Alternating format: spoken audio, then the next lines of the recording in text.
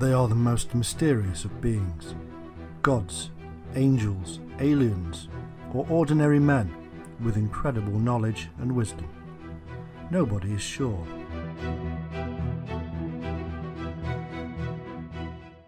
The culture of Mesopotamia is rich and complex.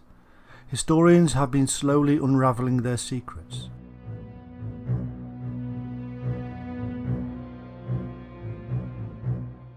From the Epic of Gilgamesh to the many references of them in other cultures, the mystery of the Anunnaki is becoming more clear.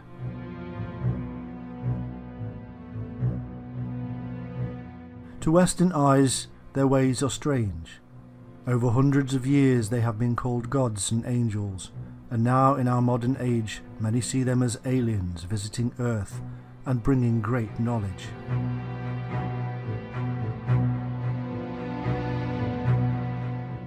The truth of their real origin and purpose is much more bizarre and amazing than anything previously believed.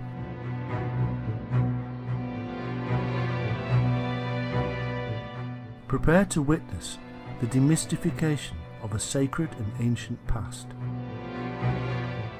Prepare to see the Anunnaki as they really were, and in so doing we will discover the truth about so many other things, from the Garden of Eden to the Great Flood, from the God of the Bible to the secrets of Enoch. All shall be revealed.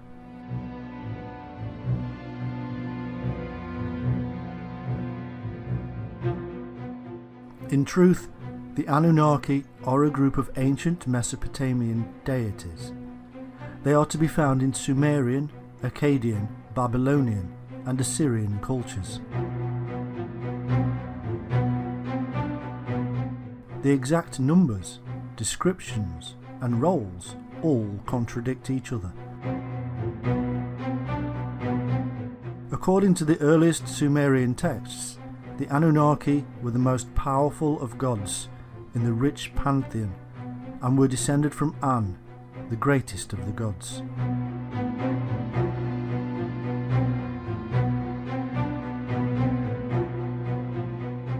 Later, they became the 7 judges who sit upon the throne in the underworld. They remained this way for some time, even in the Epic of Gilgamesh.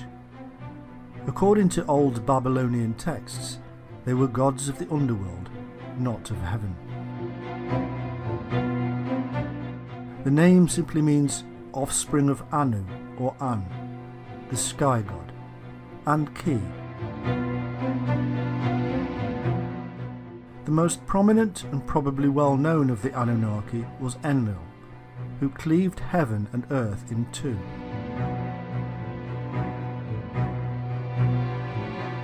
Anu decided to take the heavens and left the earth to Enlil and Ki. Ki is most likely the Sumerian version of the mother goddess, seen in cultures across the globe.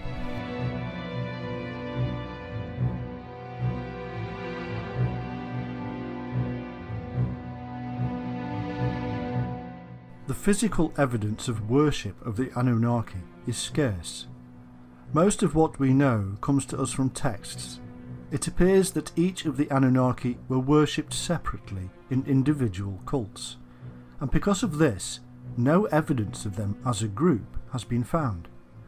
No image of them all together. As such, the practices of worship of the Anunnaki is thin on the ground.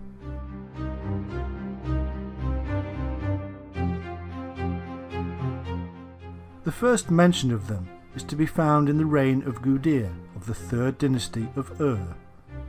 It is a term used to denote the most important deities of the Sumerian pantheon, the descendants of An.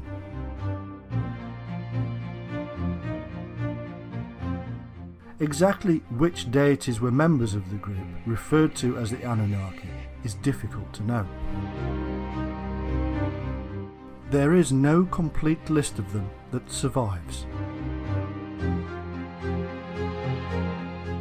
One of the texts mentions 50 or so members of them associated with the ancient city of Eridu, and yet when we read of the descent of Inanna into the underworld, there are only 7. They are judges who condemn her to death.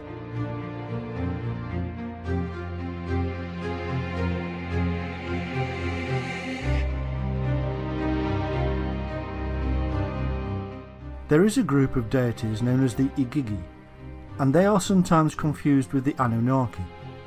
However, in the poem of Ira, both groups are different.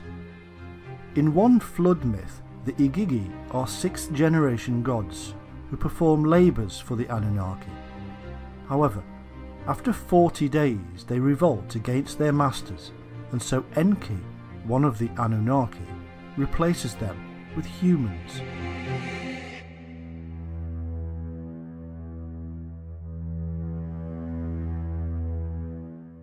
The similarities with the biblical flood and numbers are quite remarkable. It is obvious that Mesopotamian myths heavily influenced or were the origin of much of the biblical Old Testament.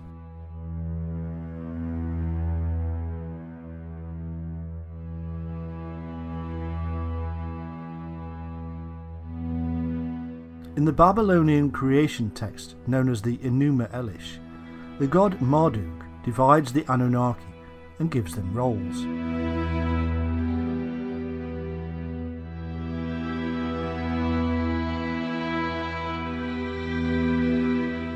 "300 in heaven and 300 on earth." As a thank you, the Anunnaki built Esagila as an abode for Marduk, Enlil and Ea. When they had finished, they built themselves shrines.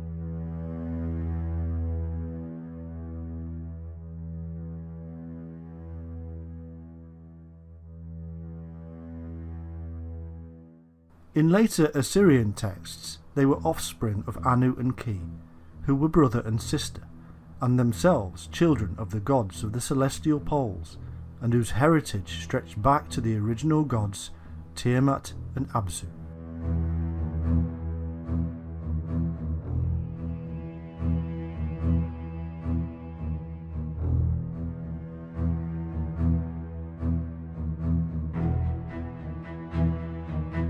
Here we begin to see clues to the use of these deities as names for the bodies in the sky, the stars that shine above.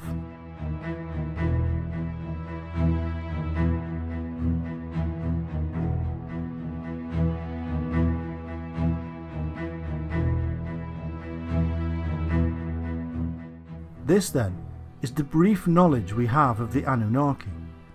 Now we must delve deeper, and to do so we must enter their world.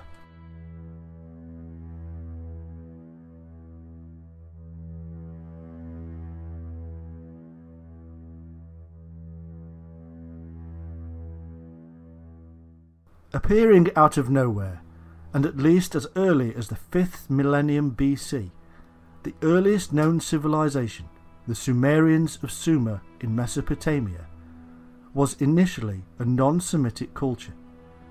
By 3000 BC, and as a result of its sophisticated irrigated agriculture, Sumer flourished as a nation and developed a considerable power base through the development of its numerous city-states like Ur, Erech, Eridu, Lagash and Kish.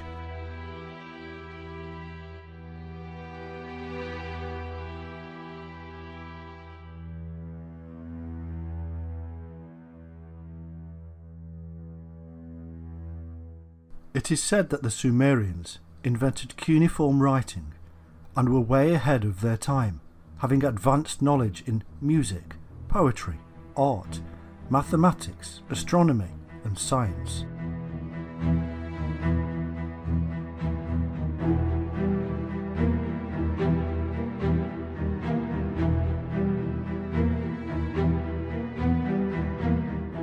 For the ancient Sumerians, music was a tool that helped them describe the cosmos. The Sumerians were later conquered by their long-term rivals, the Akkadians, under Sargon I. The Akkadians were a Semitic people whose city Akkad was their capital.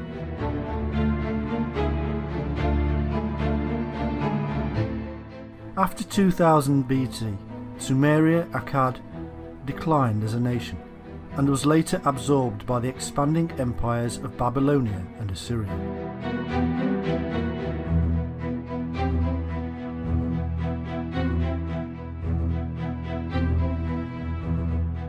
In Sumerian creation myth, the angels, known as the annunagi, Anunnaki, or great sons of Anu, were the founders of their culture.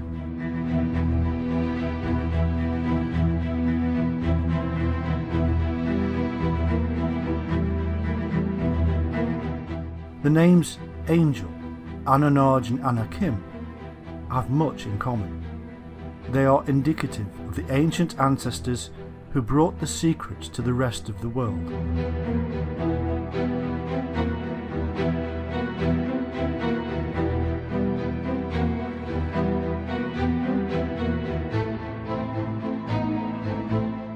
Interestingly, Anunnaki is phonetically similar to the Hebrew Anakim, the giant race who appear in the story later, and also Hancock, the shaman from Greenland to Alaska. They were known as the Shining Ones.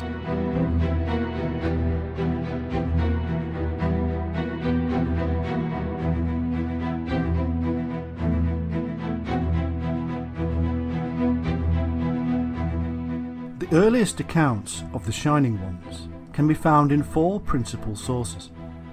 Firstly, in the Sumerian tablets from the Library of Nippur, where they are named the Annunagi. Secondly, in the Book of Enoch, where they are referred to as angels, watchers, and Nephilim. Thirdly, in the Book of Jubilees. And fourthly, in the biblical book of Genesis, where they are given the name Elohim.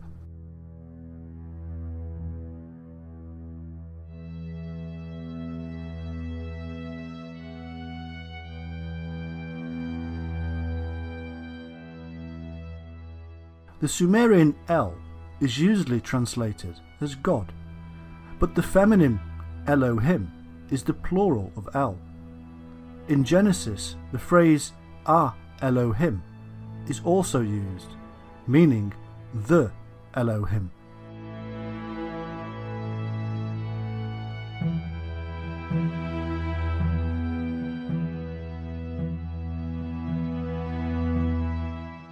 El means brightness and shining.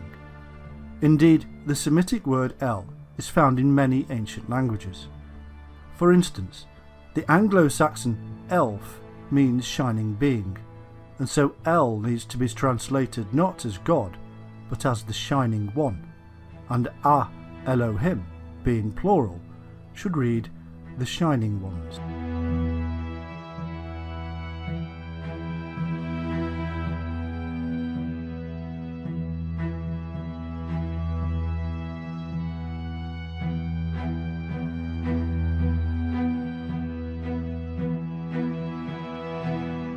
We find that this is the most commonly used term in the Old Testament for God, and indeed all other gods, as the scribes even recognised other gods at that time.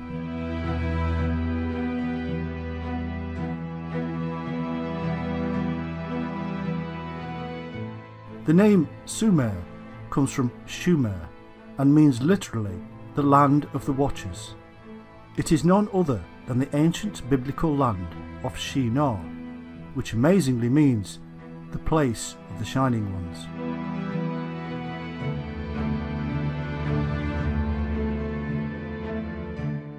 The Shining Ones are in the Bible and have been there ever since they wrote themselves in.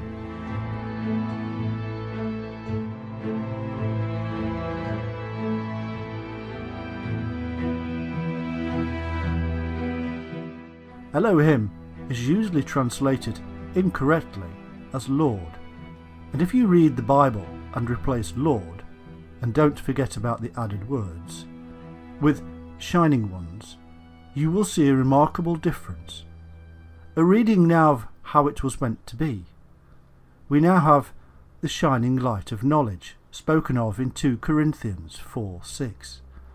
The Lord God of the Bible is the light who gives birth to the divine spark of Christ. A pure reading of the global understanding that God was the basis for illumination, the fire, the sun, the light, and heads of those that shine from that brilliance, the source of intelligence itself.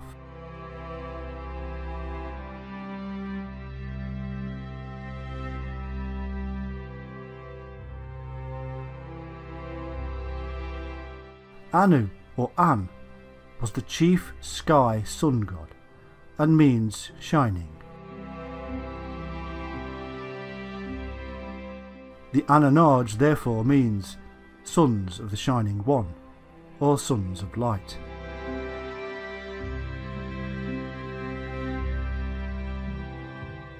In Ireland, the term for shining was Ain.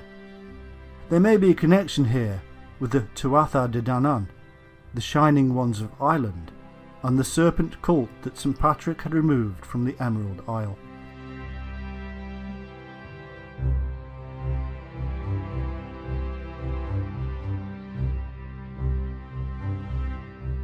Also, there is an unusual, semi-nomadic, bear-worshipping tribe in Japan, known as the Ainu. The Ainu look Caucasian, with round heads, white skin, wavy thick hair, and grey or blue eyes. The Ainu are said to have been living in many of Japan's islands, like Okinawa, for over 7,000 years, and it is said that the Ainu share a language similarity with the Basque, who live in the Pyrenees, the mountains bordering Spain and France.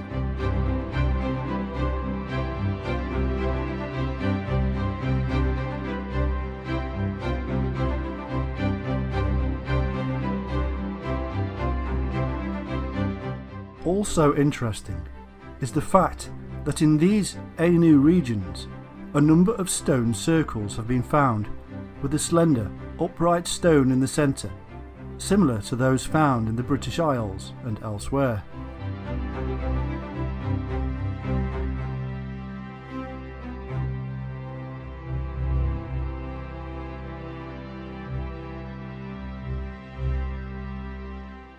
These Anunnaki, or Shining Ones, were a culturally and technically advanced people who settled in a mountain valley in the Middle East around 8200 BC, and, as their primary concern, established an agricultural centre we now know as the Garden of Eden, for the teaching and training of the local tribesmen.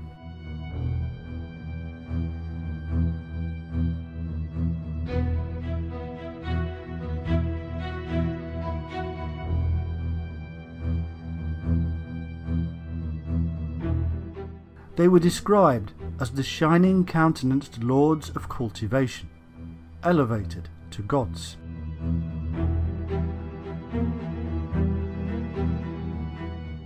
Anu and his wife Antu had 2 sons. Enlil, the storm god, ruled the air and atmosphere, and Enki, the water.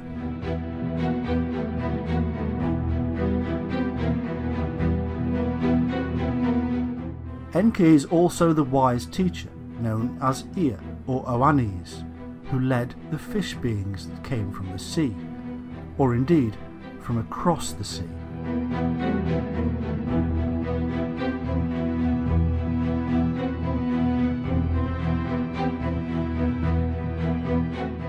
Enki was depicted as a goat with a fish's tail, which became the sign of Capricorn.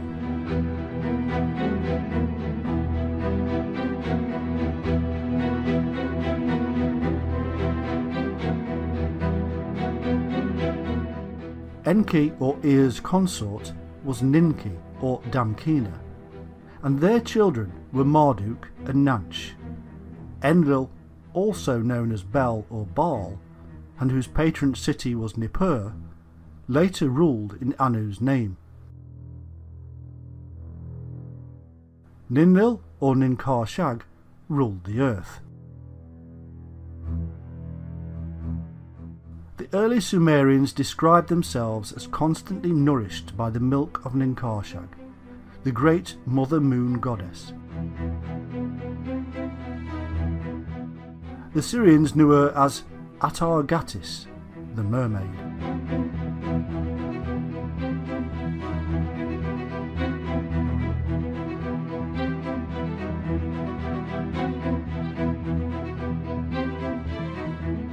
The son of Enlil and Ninlil was the war god Ninurtu, also known as Nimrod, and like Horus and as Osiris, he became associated with the star constellation of Orion.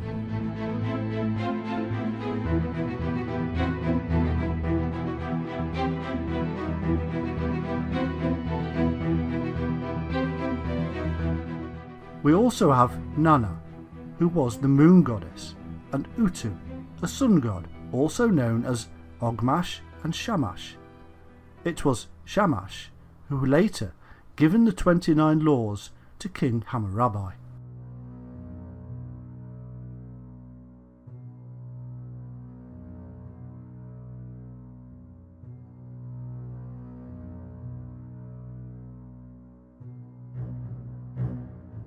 There is also Inanna, or Ishtar, who was associated with Venus, as symbolised by the pentacle.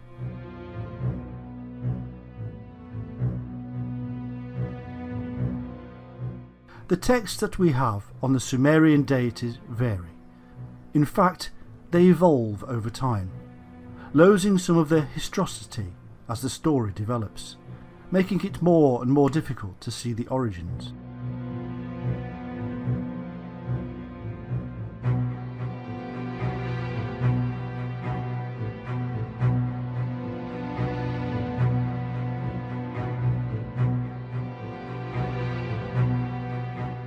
Trying to bring clarity to the tales of Sumerian and Mesopotamian deities is like trying to learn Mandarin backwards.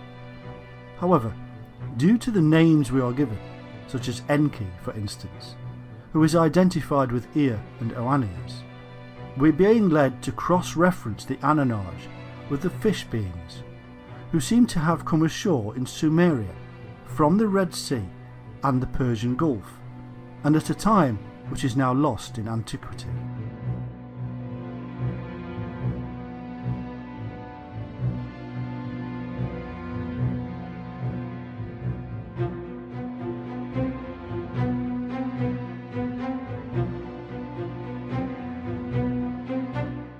Indeed, we find that both are the same people, and that the fish beings are also the Anunnaki Shining Ones, the gods of Sumeria, and the Elohim of the Bible.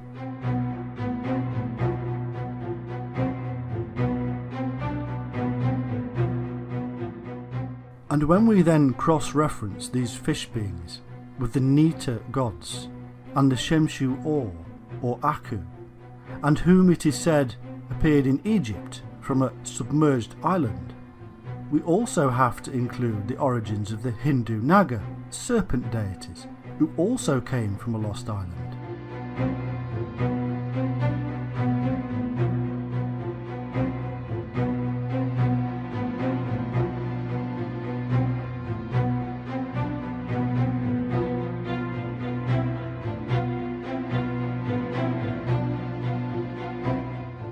It can easily be concluded that the Shining Ones of Sumeria, Egypt and India were really incoming people from a lost or destroyed land.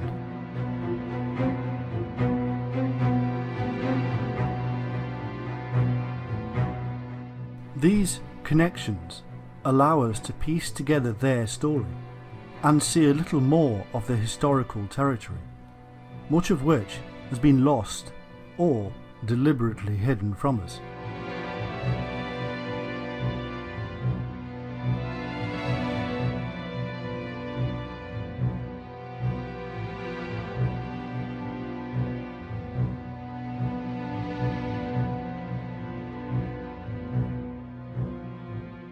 We can see then that these Shining Ones, who later became worshipped as the Sumerian pantheon of gods and goddesses, seem to have been a dynastic ruling family or clan, Anu, the chief authority, became the universal Father God, as a pictograph from his founded city of Uruk, dated to 3000 BC, depicts.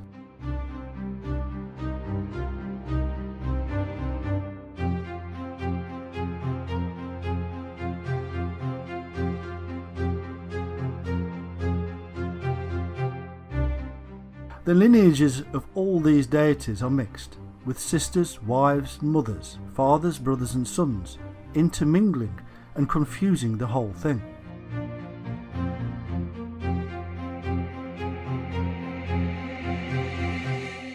Considering the many thousands of years between the composition of these texts and the actual existence of these peculiar peoples or beliefs, this is no surprise.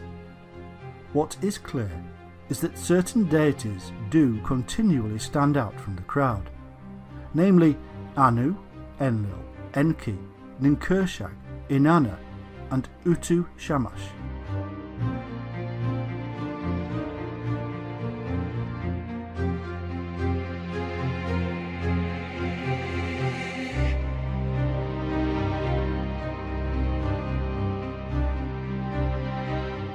And that the form and structure of these deities would go on to spawn Egyptian, Greek and Roman pantheons for centuries, if not thousands of years.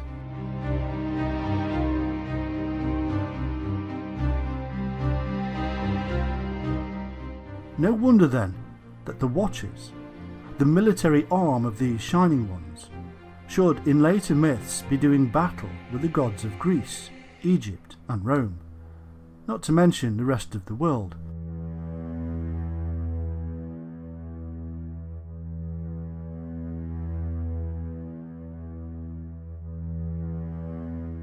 Just as the fallen insurgent Nephilim or Watchers do battle with their own ruling family of Shining Ones in the Bible.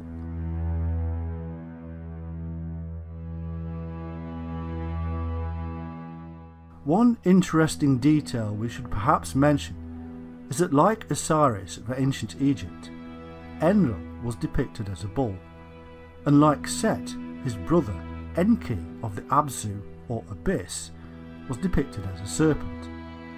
Interestingly, because the people of Atlantis were supposed to have worshipped the bull, which is a remarkable coincidence, taking into account the association with deities have with the biblical deluge.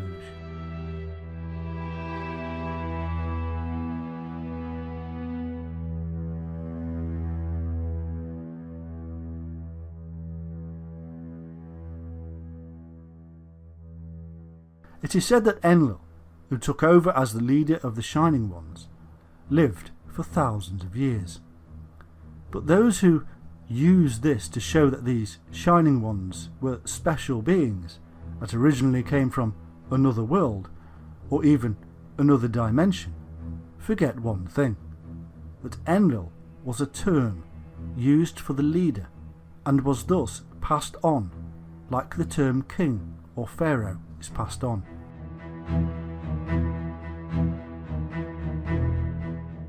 It was also the title of the sun, which of course would seem to be eternal.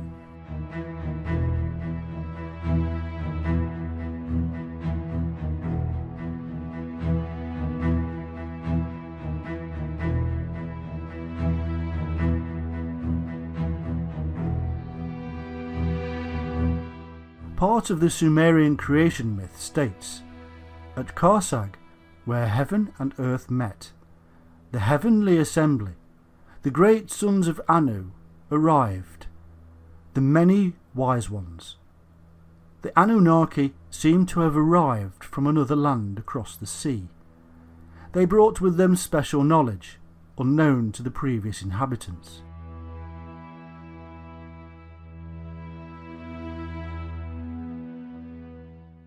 It is said, mankind learned from the Shining Ones. They set things in order.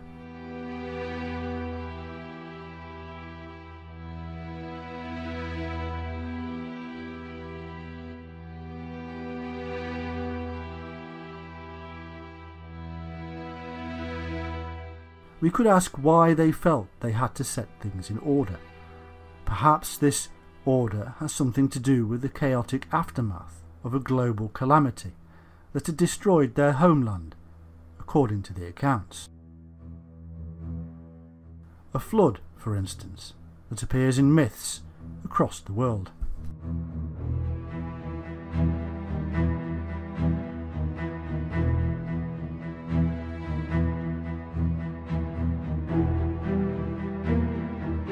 In the famous Sumerian kings list, we are told that the Anunnaki ruled in Sumeria, both before and after the deluge, and that it was after the deluge that they then set kings on the throne to govern the land and rule in their stead.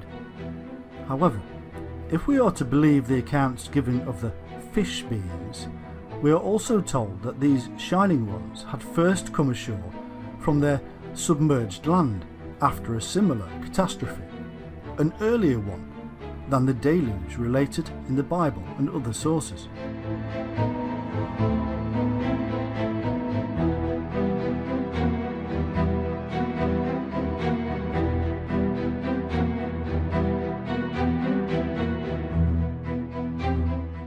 Could these great global flood disasters in fact be bringing together tales of a much earlier flood, and so scientists are searching for the wrong period?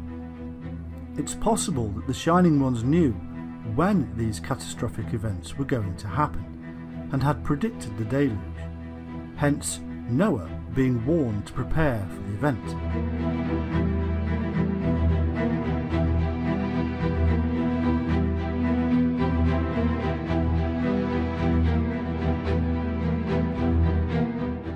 This theory is supported by the information encoded in various sources, which lead us to the symbol of the Ouroboros snake and its deeper meaning.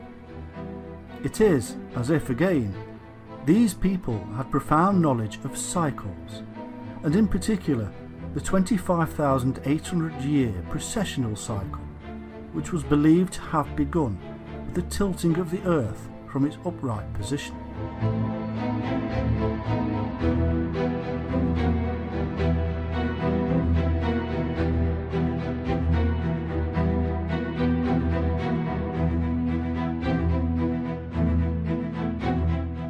It would appear that it was believed that these recurring catastrophes were linked to the beginning and end point of the precessional cycle, linked to the very event that caused the Earth to incline in the first place.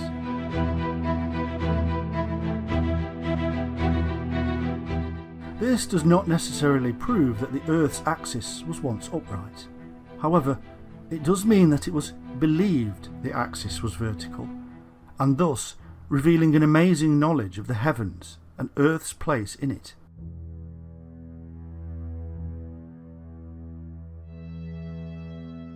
There is evidence that the ecliptic centre was the abode of the Father God, as this was actually named Anu, as well as the Eye of Ra by the ancient Egyptians.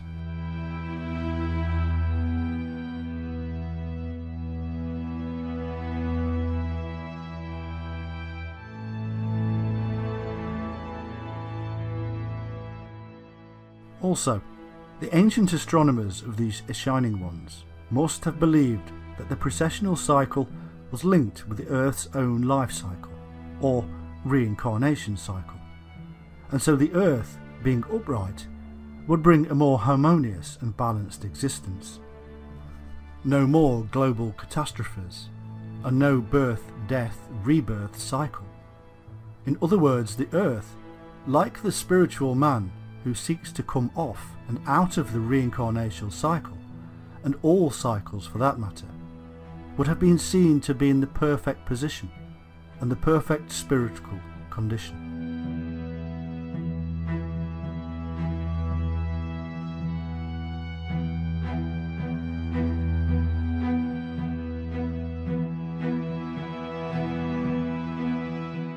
We also find that these people are also termed Igigi, which was also the name of the king after the flood.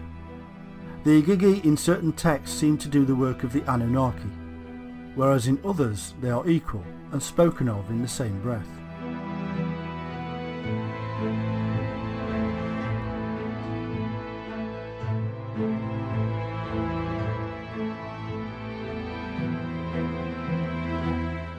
the Epic of Anzu, the Igigi are superior in the sense that the Anunnaki are of the Abzu, or the deep. This, of course, must remind us of the Hindu ideas of the Naga, serpent deities who reside in the deep, and are no less holy for it.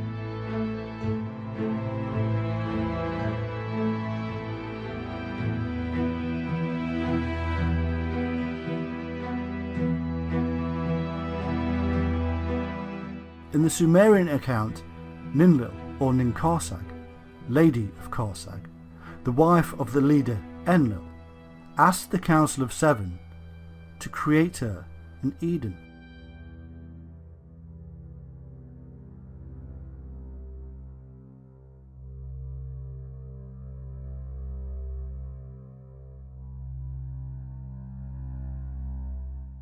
This is the very same Eden, or plateau, as in the Bible myth, and the Council of Seven is the same as the 7 archangels, or messengers of the Bible, who came down from heaven, or the mountain, or cosmic sky.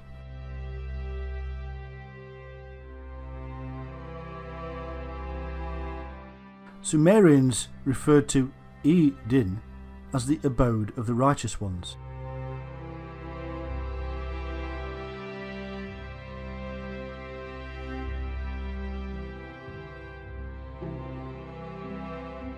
The tree of life and the tree of knowledge that stood in this Garden of Eden are the secrets of the Shining Ones.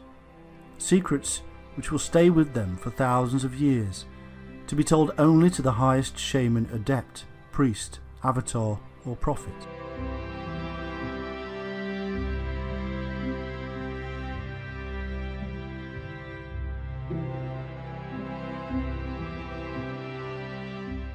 In their dreamlike trances, the shamans saw and experienced the tree which took them to heaven, and which later became the tree of life in the Hebrew Kabbalah system. And, as if reflecting the 7 chakra levels of the human spinal column, and the processes involved with one's own access to the knowledge within, the Sumerians built their towers or ziggurats with 7 levels, as attempts to build closer to heaven, to be like the mountains, and link them with the earth, as in the dream of Jacob's ladder.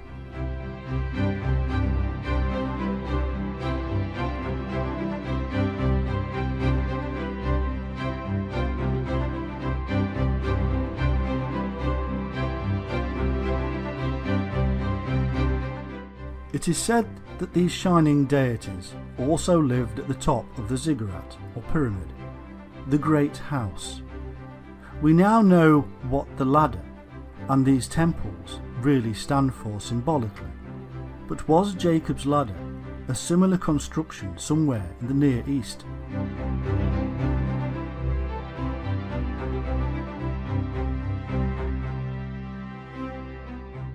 Jacob was in fact the father of the 12 tribes, and as such the father of the zodiac.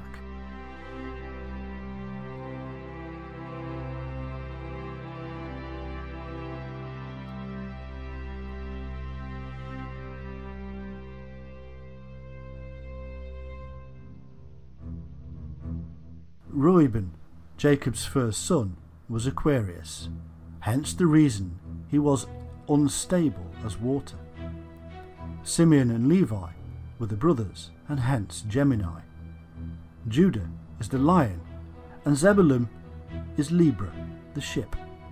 Gad is Pisces, in that it is a reversal of the fish serpent god Dag, associated with Dagon, Oannes, Ea and Henki.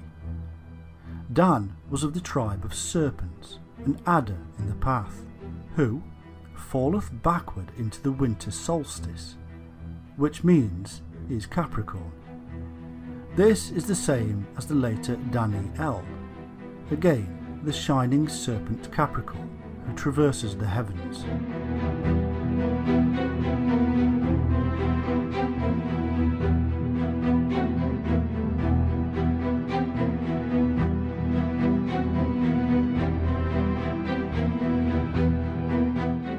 We can now see that most of these myths and stories are mere transliterations of astro-theological ideologies associated with the zodiac, and also the precessional cycle, which can be used as means to find relevant periods in history.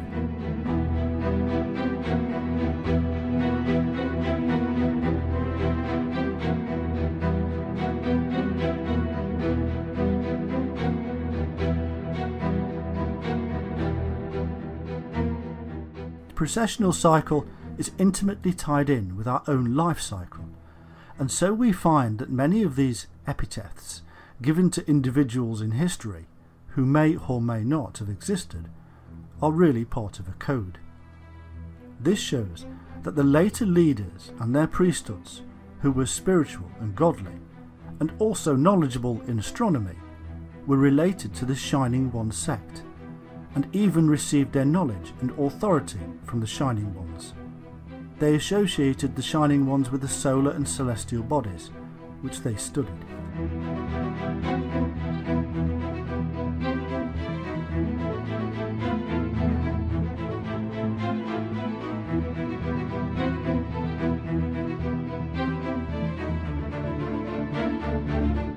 The 7 Shining Ones, or 7 sages of different cultures, later became the gods, in men, incarnated as man, only then to be reunited with the Father God after death. This is basically the Christian myth. It is the celestial bodies being written down in human form, a pantheon of 7 and corresponding with the 7 planets in the heavens.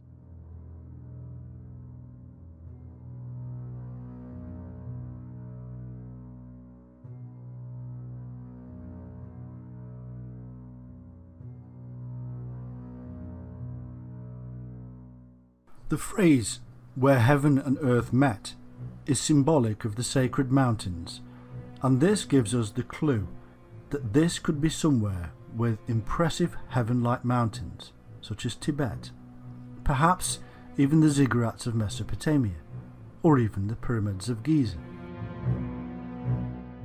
Seeing as these temple constructions are based on the shamanic world mountain,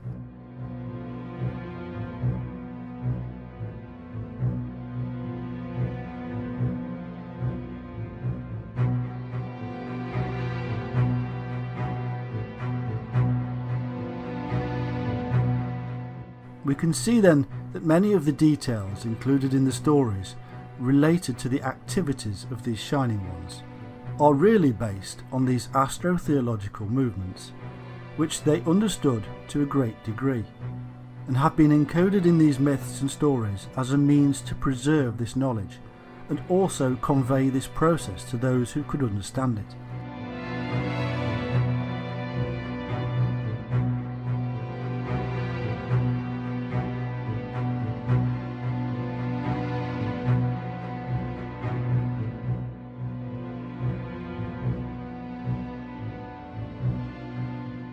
They added encoded information, which also makes these stories somewhat confusing.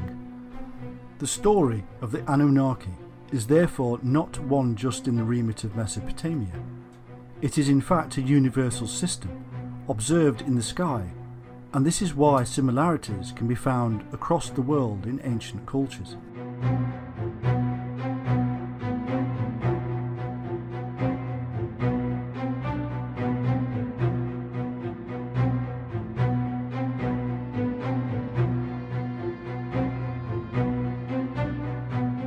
The biblical flood myth matches that found in Sumerian Epic of Gilgamesh, and ends with the Tower of Babel in Babylon, which was part of the Sumerian Empire. This shows that the secret knowledge associated with the Shining Ones ended up, and at that time, in Babylon, and then moved on from there.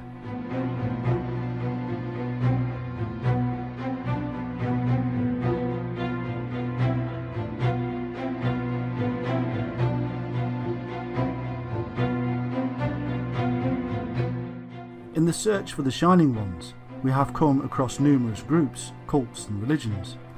In ancient Sumeria, we find the Egregor, or Watchers, who are thought to be the angels of the Lord from the Bible, and again the numerous epitaphs given to them tells us they too were the Shining Ones.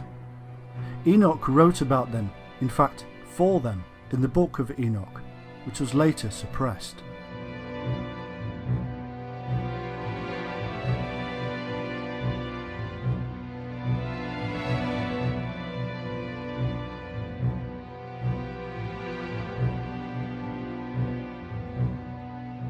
In the Bible and the Book of Enoch, these Shining Ones are called angels, archangels, or cherubim.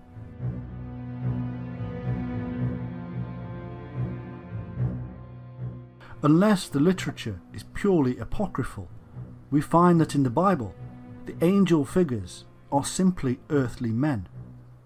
In the Bible, we do not find angels with wings. There are no original stories of them being supernatural. They are, in fact, quite ordinary. It is always Gabriel, meaning man of God, who informs the people of a coming childbirth. Was he the shaman, the doctor?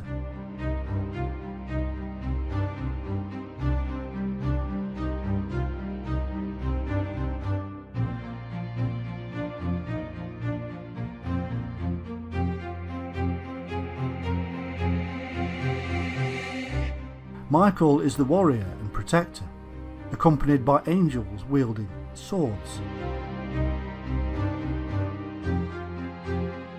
Each and every one of them has their own specific duty, an earthly duty.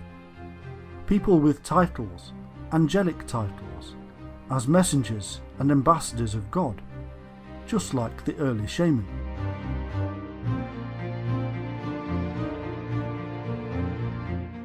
The title cherubim means exiles, and could be an indication of the origins of the angels. Maybe they were ordered to leave somewhere for not conforming, perhaps Eden, where they had previously been the watchers or guardians of the garden.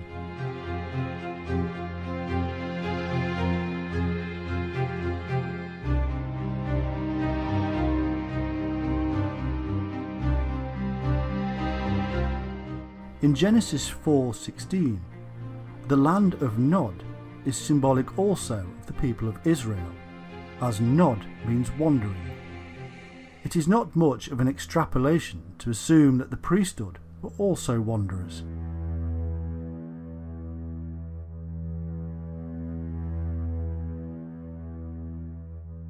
Another example of symbolic titles is that of Enoch, which means consecrated.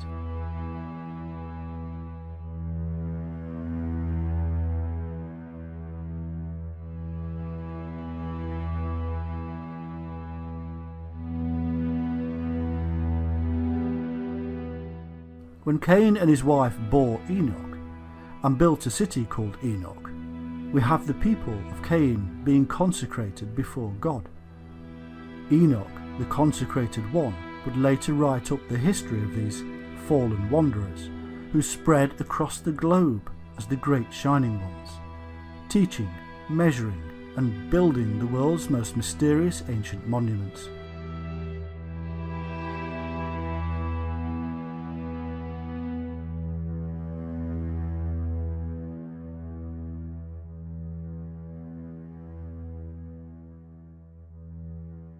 Of course, we must not forget the seraphim of Numbers 21:6 and elsewhere. These are not mystical beings. They have hands, a face, legs, but they do have powers from God, because they are in the light, and they have the symbolic wings of the early shaman, the bird of flight, the dreamtime trance ability to fly.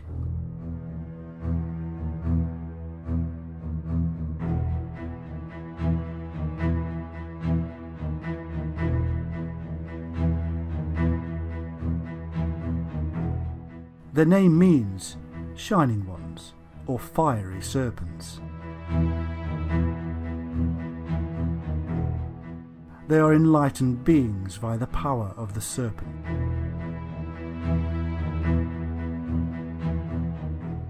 Mystical Jewish literature tells us that the angels can fly, tell the future, shapeshift, speak Hebrew, and are emanations of the divine shining light.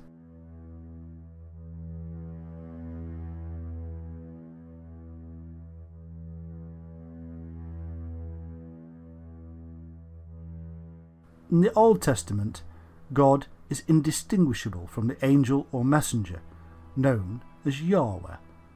He looks the same and acts as his representative. There is no difference here from the Babylonian, Egyptian and shamanic practice.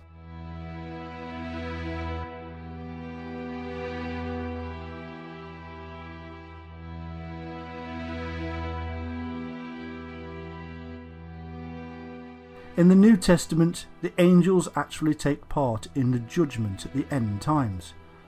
Alternatively, they may be those who had experienced enlightenment and then fell from grace.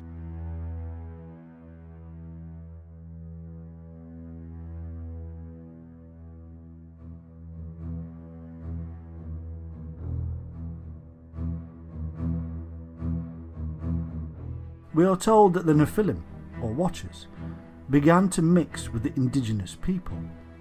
These were the angels who seem to have been the military arm of these Shining Ones, and who were initially employed to guard the Garden of Eden.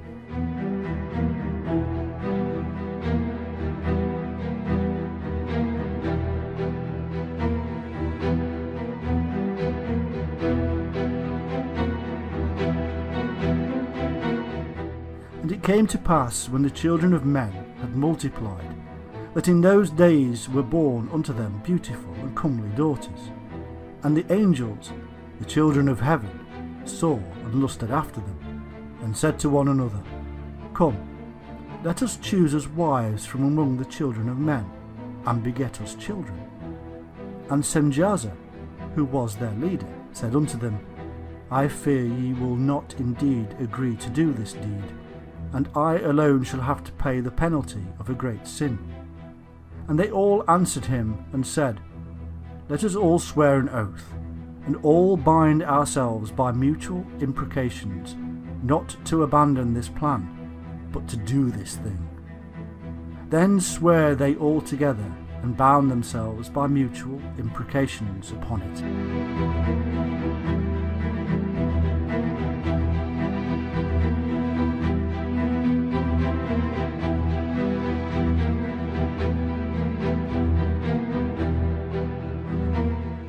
From this union, a hybrid race was produced, a race of giants, so we are told.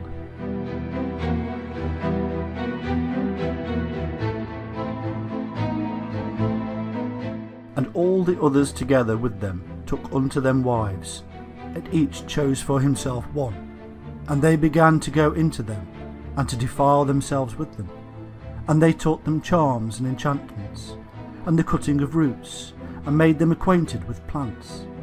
And they became pregnant, and they bare great giants, whose height was 3,000 ells, who consumed all the acquisitions of men. And when men could no longer sustain them, the giants turned against them, and devoured mankind. And they began to sin against birds and beasts and reptiles and fish, and to devour one another's flesh, and drink the blood. And then the earth laid accusations against the lawless ones. And then Michael, Uriel, Raphael and Gabriel looked down from heaven, and saw much blood being shed upon the earth, and all lawlessness being wrought upon the earth.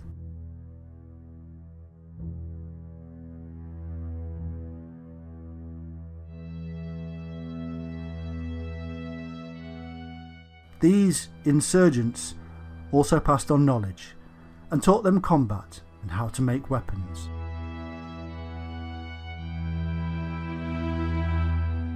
And Azazel taught men to make swords, and knives, and shields, and breastplates, and made known to them the metals of the earth, and the art of working them, and bracelets, and ornaments, and the use of antimony, and the beautifying of the eyelids, and all kinds of costly stones, and all colouring tinctures.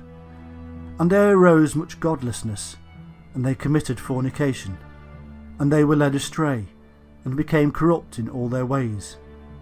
Semjaza taught enchantments and root cuttings, Armoros the resolving of enchantments, Barachgal taught astrology, Kokabel the constellations, Ezequiel the knowledge of the clouds, Araquiel the signs of the earth, Shamsiel the signs of the sun, and Sariel the course of the moon. And as men perished, they cried, and their cry went up to heaven.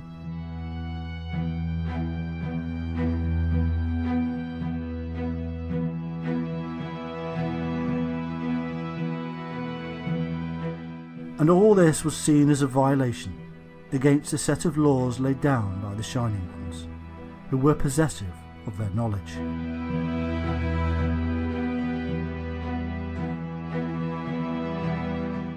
Thou seest that Azazel hath done, who hath taught all unrighteousness on earth, and revealed the eternal secrets which were preserved in heaven, which men were striving to learn. And Semjaza, to whom thou hast given authority to bear rule over his associates. And they have gone to the daughters of men upon the earth, and have slept with the women, and have defiled themselves, and revealed to them all kinds of sins. And the women have borne giants, and the whole earth has thereby been filled with blood and unrighteousness.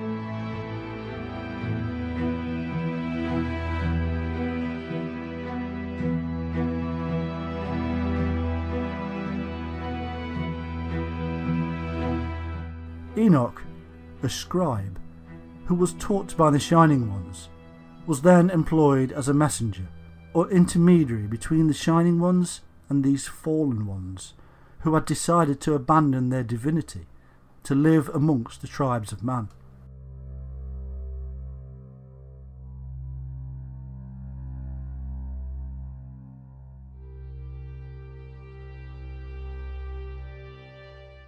Enoch was then sent to tell the insurgents that a severe sentence had been passed on them, and that they were soon to be punished. In brief, the punishment sent is the flood.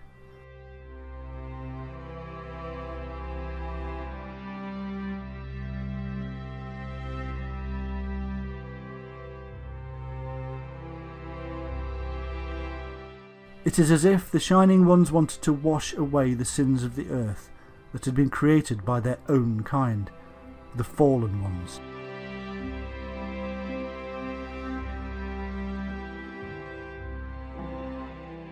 In the Bible, we are told that God, or rather the gods known as Elohim, spoke to Noah, telling him that the seasons of summer and winter would be more extreme from the time of the flood onward.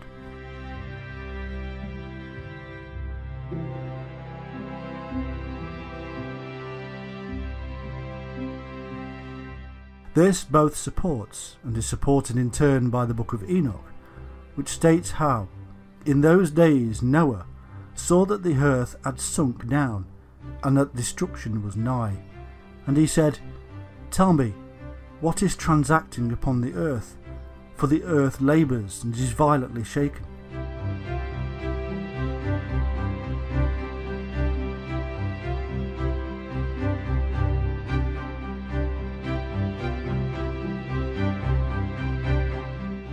In the King James Version of the Bible we find this: Behold, the Lord maketh the earth empty, and maketh it waste, and turneth it upside down, and scattereth abroad the inhabitants thereof. The earth shall reel to and fro like a drunkard.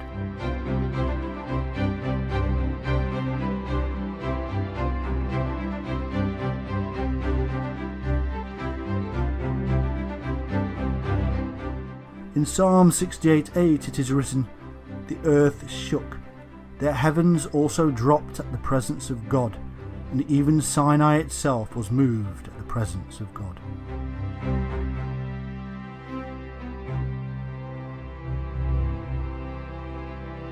The heavens dropping would mean that to the observers in the Sinai region, the earth beneath their feet was tipping relatively upward and northward.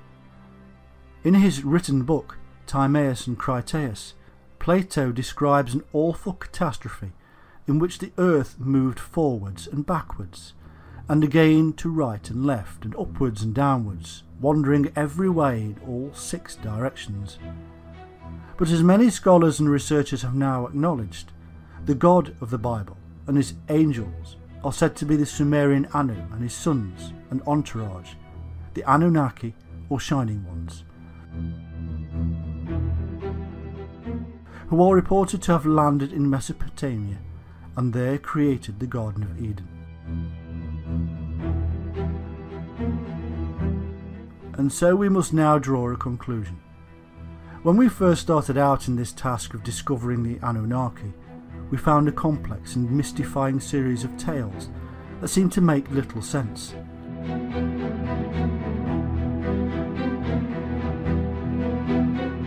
Slowly, we have pulled apart the names, places and myths to reveal something very simple.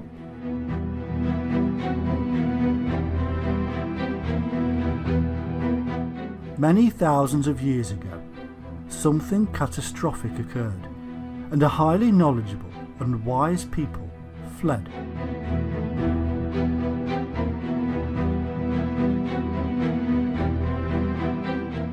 They eventually landed somewhere in Mesopotamia, where they came across a less developed people. Civilization emerged as the new people taught their new people how to build, mathematics, astronomy, agriculture, and much more.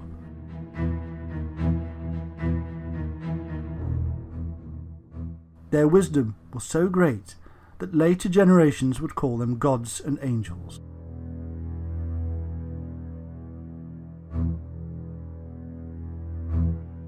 They had descended from the shining heavenly host, but divisions set in as the two cultures bred and made the bloodline less pure.